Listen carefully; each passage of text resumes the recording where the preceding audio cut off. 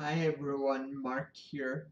I want to elaborate a bit more on the different types of ataxia for those who still may not quite understand what they are or what the differences are.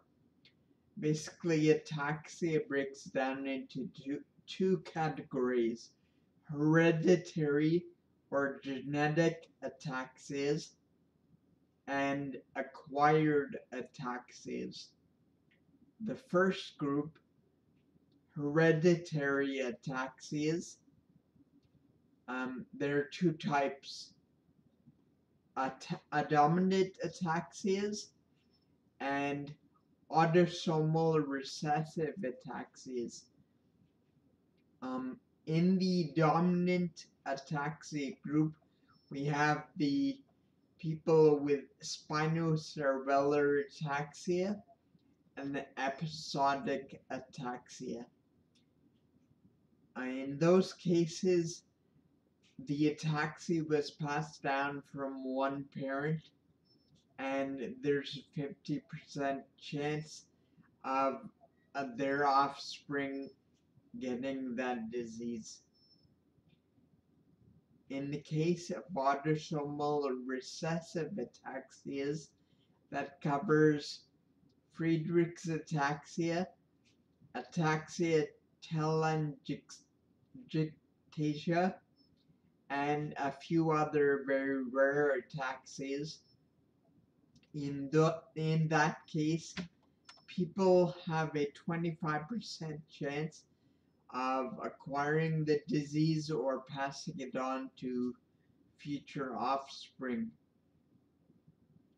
Then we come to the other major category of ataxia, which is acquired ataxia. This involves people that have received ataxia through some external cause. It could be a brain tumor, a stroke, could be through some form of substance abuse. And of course, this can happen at any time in life since it's from an external cause. And once there is basically a form of, I guess, acquired ataxia. It's known as sporadic ataxia. And what sporadic ataxia means is that all other forms of ataxia have been ruled out, and the only and there's no known cause of it, except that everything else has been ruled out. And so someone at that stage gets a diagnosis of sporadic ataxia. It's typically late onset, and the diagnosis typically takes a long time. So basically, those are the two main types of ataxia: hereditary and acquired.